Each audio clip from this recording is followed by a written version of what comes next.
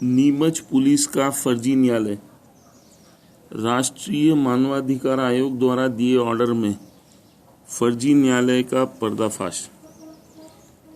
दिनांक 14 अगस्त 2014 को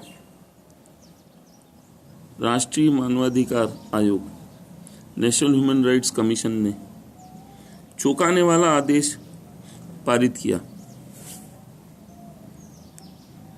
राष्ट्रीय मानवाधिकार आयोग कह रहा है अपने ऑर्डर में कि नीमच में फर्जी न्यायालय संचालित हो रहा है। यहाँ पर निर्दोष प्रहलाद दास बैरागी ने शिकायत प्रेषित की थी दिनांक 8/8/14 को कि धोखाधड़ी में भी पुलिस ने कर डाली धोखाधड़ी, और उस पर ऑर्डर जारी हुआ है दिनांक 14 अगस्त 2014 को। On pursuit of the complaint, it is seen that the complaint relates to the matter which is sub judice before a court, a tribunal.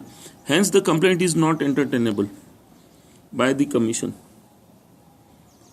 ये ऑर्डर 14 अगस्त 2014 को जारी हुआ है नेशनल ह्यूमन राइट्स कमीशन से, और उसके लॉ डिवीजन ने order पारित किया है 15/7/2014 को, और ऑर्डर पारित हुआ 8/8/2014 को, और उसको लेटर प्राप्त हुआ 11 अगस्त 2014 को।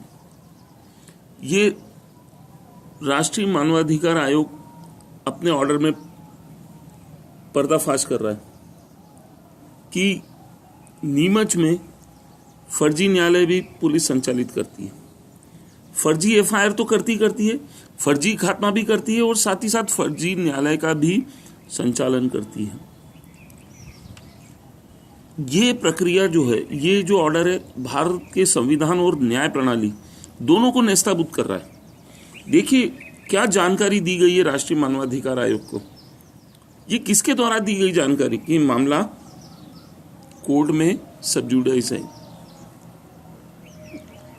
यहां पर भारत का संविधान और देश की सुप्रीम कोर्ट दोनों सोचने पर मजबूर हो गई है कि पुलिस फर्जी एफआईआर काटती है, फर्जी खात्मा करती है, और फर्जी न्यायालय भी संचालित करती है। ये शायद विश्व की एकमात्र ऐसी घटना होगी जहां पर पुलिसिया आतंक निर्दोषों पर किस प्रकार कहर बरसाता है, ये इसका प्रमाण है। यहां पर सूचना के अधिकार में निर्दोष ने कई जानकारी मांगी गई, और जानकारी तो मांगी, साथ में जो जानकारी दी गई वो ये है कि इस प्रकरण में एफआईआर ही नहीं बनी। मामला जो है वो एक यहाँ पर स्थानीय बैंक है, नीमच में स्थानीय बैंक है Jaipur Bikaner, state bank of Jaipur Bikaner, उसमें ये सब प्रमाण है। शक की सुई बता दी पुलिस ने, और जो बेचारा निर्दोष है प्रहलाद दास बैरागी, उस पर आरोप तय कर दिए, और तय करने के बाद उसको कहा कि हम सब मामले को सुलझानेंगे, और उसको गायब कर दिया। उसका पूरा परिवार परेशान रहा। जब पता लगा कि जो शिकायत करता है, जो झूठी रिपोर्ट जिन्होंने भी करी, उन्होंने उस निर्दोष का नाम ही नहीं लिया। देखिए ये थाना प्रभारी को जो शिकायतें दी गई उसमें उसका नाम ही नहीं है। उसमें लिखा है, ऐसा ज्ञात हुआ है कि बैंक के कर्मचारियों ने मिलकर मेरे खाते में जमा रकम निकाल दी। दूसरी जो है उन्होंने भी नहीं किया, उसका नाम नहीं लिखा। और देखिए जब ये प्रार्थी, निर्दोष प्रार्थी, पुलिस थाने में गया कि मुझे मेरा दोष क्या है, मुझे एफआईआर दी जाए, पता चला पुलिस के पास एफआईआर ही नहीं है। एफआईआर क्रमांक 405/2009, ये है नीमच थाना कैंट की रिपोर्ट। ये जानकारी दी थाना प्रभारी ने कि नीमच कर्मी के विरुद्ध अपराध क्रमांक 405 आपराधिक धारा 2009 है ना, /2009 धारा बताइए 420, 467, 468, 471, 406, और अपराध खात्मा क्रमांक भी बता दिया उन्होंने। ये देखिए ये सब खात्मा रिपोर्ट है।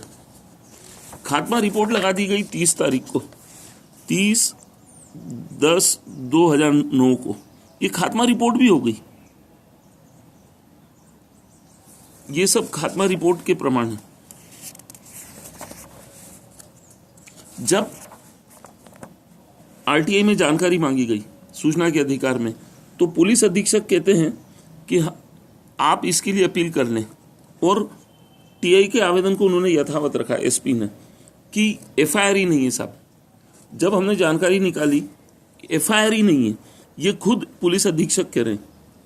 जब इसकी अपील करने गए राज्य सूचना आयोग में, हमने जब राज्य सूचना आयोग में अपील करी तो उन्होंने इसके ऊपर 25,000 रुपये का दंड लगाया, लेकिन आज तक न तो किसी प्रकार की पुलिस ने हमें जानकारी प्रदान की, और यहाँ पर state bank of India, state bank of Jaipur and Bikaner जो है, उसने निर्दोष व्यक्ति को बिना उसके आवेदन के, यहाँ पर देखिए उसको बिना आवेदन के सेवानिवृत्ति भी दे दी। ये देखिए, ये प्रमाण भी देखिए आप। वो कह रहे हैं आपने कोई सूचना नहीं दी, कोई न तो उपस्थिति दी, फिर भी हमने आपको बैंक से स्वैच्छिक रूप से सेवानिवृत्त मान लिया। देखिए ये किस तरीके से कार्रवाई संचालित होती है। ये जो बैंक है झूठी रिपोर्ट दर्ज करवाती है, झूठा अनुसंधान करवाती है, और साथ में उस निर्दोष को बिना कुछ सूचना के अनाधिकृत उपस्थिति में या किसी भी प्रकार से उसको प्रताड़ित कर उसकी स्वैच्छिक निवृत्ति कर देती है। ये देखिए, ये सब पत्र हैं, ये सब सूचना के अधिकार में निकाले गए। और विडंबना ये है कि इन पत्रों, इनकी शिकायत जब रिजर्व बैंक ऑफ इंडिया को की गई, देखिए ये सब रिजर्व बैंक ऑफ इंडिया को शिकायत की गई, तो रिजर्व बैंक ऑफ इंडिया ने भी इस पर कोई कार्रवाई नहीं की, और यही माना कि ये मामला विचाराधीन है। जिस प्रकार राष्ट्रीय मानवाधिकार आयोग को धोखाधड़ी से जानकारी दी गई नीमच पुलिस द्वारा, ठीक उसी प्रकार राष्ट्रीय मानवाधिकार आयोग के समानांतर reserve bank of India, Bharat के राष्ट्रपति, भारत के प्रधानमंत्री, सुप्रीम कोर्ट चीफ जस्टिस, इन सबको भी ये जानकारी दी गई कि मामला न्यायालय में विचाराधीन है। तो क्या वास्तविक में मामला न्यायालय में विचाराधीन है? ये एक महत्वपूर्ण प्रश्न है। और ये निर्दोष जो प्रहलाद दास बैरागी है, वो उसने एक ठाना है, सत्य ना तो परेशान होता है ना ही पराजित। ये उसके साहस और उसकी पत्नी का साहस, उसके परिवार का साहस है कि उसने इतनी जगह शिकायतें की।